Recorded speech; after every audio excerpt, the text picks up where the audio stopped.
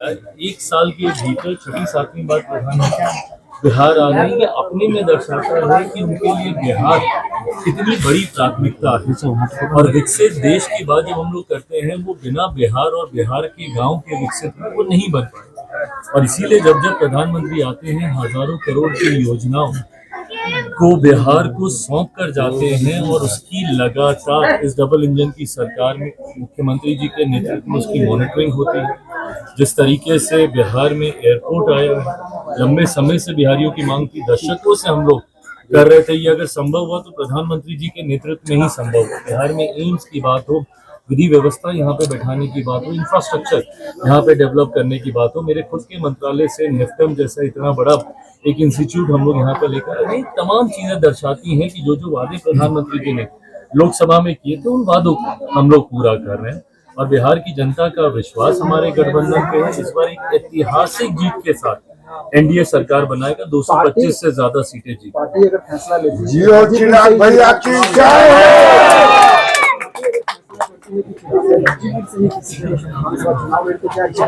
Party जो फैसला करेगी, मैंने तो उस दिन आरा की सभा में ये तक कहा कि बिहार की जनता मुझे जो आदेश करेगी उनके लिए पूरी तरीके से मैं समर्थन ये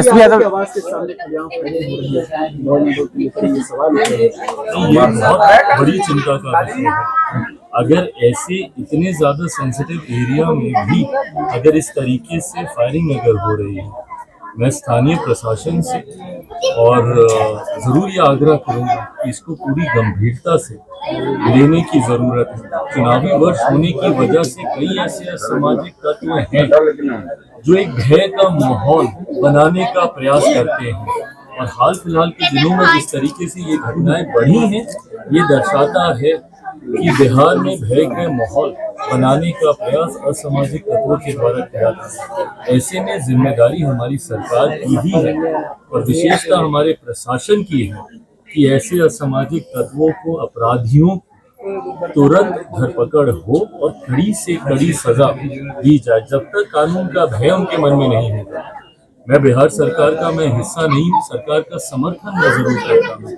ऐसे में मैंने भी मुख्यमंत्री जी से आग्रह ये किया है और आने वाले दिनों में प्रशासन को और मुस्तैदी से इस बात को सुनिश्चित करना होगा कि बिहार में कम से कम कानून व्यवस्था के साथ कोई आपराधिक खिलवाड़ नहीं। के आवाज के बाहर साजिश लग रहा है आपको?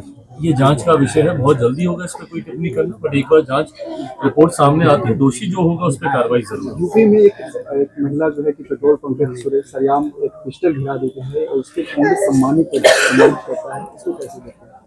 पता नहीं किस सोच के साथ ये किया गया। मतलब एक ये तो बहुत ऑब्वियस है ना कि जो इस तरीके के अपराध को की सोच को बढ़ावा देने का कार्य कर रहा है, ऐसे में उनको हमारे विपक्ष के साथी कांग्रेस के नेता सम्मानित करने का कार्य करते हैं।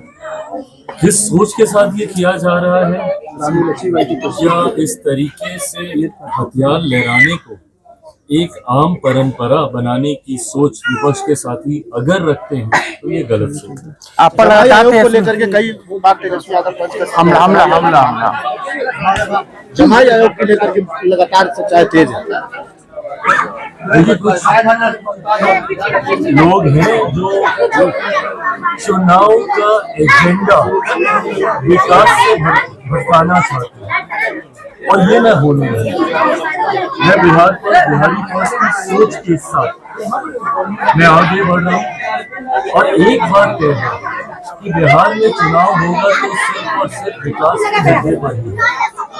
फर्स्ट टाइम वोटर्स को ये जानना जरूरी है कि जो लोग आयोग की बात दामाद और जमाई के नाम पर करते हैं, उन्होंने अपने काल में जब उनका शासनकाल था उस वक्त उनके समय में आयोग के क्या हालात ना के बराबर उस वक्त आयोग, स्वर्ण आयोग, ये तमाम तरीके के आयोग उस वक्त होते भी नहीं थे। और उस वक्त परिवार के कौन कौन लोग बिहार में सरकार चला रहे थे। आदरणीय लालू जी के जेल जाने के बाद किन लोगों को परिवार और पार्टी और सरकार चलाने की जिम्मेदारी दी गई, ये तमाम बातें जनता से छुपी नहीं। ऐसे में लुक हुज टॉकिंग, ये प्रश्न उठता है। जब आप किसी दूसरे पे उंगली उठाते हैं तो स्वतः कई उंगली, और आप तो एक ही उठा रहे हैं। कितनी उंगलियां आपकी तरफ मुड़ रही हैं, आप इसको भी देखिए। इसके बावजूद मैं ये कहूँगा कि मेरे लिए ये विषय नहीं है। मैं कतई इस बात पे नहीं जा रहा कि उनके परिवार में कौन कौन, कितनी बेटी, कितने दामाद, कौन भाई, कौन बहन, नहीं है। वो मेरा भी परिवार है। काजू मुझे इस बात का होता है कि मेरे जीजा उनके भी जीजा ही हैं, पर अगर उसके बाद में अगर मुझे इस बात का तकलीफ है तो एक तरह। पर बिहार में अगर चुनाव होगा तो सिर्फ विकास के मुद्दे पर, ये जितनी भी भटकाने वाली बातें ये लोग करते हैं, कतई उस पर चुनाव नहीं जाएगा। चुनाव होगा तो बिहार फर्स्ट, बिहारी फर्स्ट पर होगा। प्रधानमंत्री जी जितनी बार बिहार आए हैं, बिहार को वो क्या क्या दे कर गए, और आपके 15 सालों में बिहार के क्या हालात हैं, इन तमाम कंपैरिजन के आधार पर ही चुनाव लड़ा जाएगा। जो फॉल्स नैरेटिव सेट करने का प्रयास विपक्ष के लोगों के द्वारा किया जा रहा है, मैं बिहार फर्स्ट, बिहारी फर्स्ट के मुद्दे पर रहूंगा। आपको कितना भटकाना है, एनडीए गठबंधन नहीं भटका। एक अंतिम सवाल, क्या लालू यादव ने अम्बेडकर जी का अपमान किया जो तस्वीर वायरल हुआ, आपको लगता है तस्वीर से क्या अपमानित हुआ? देखिए, थोड़ी संवेदना रखी जानी चाहिए।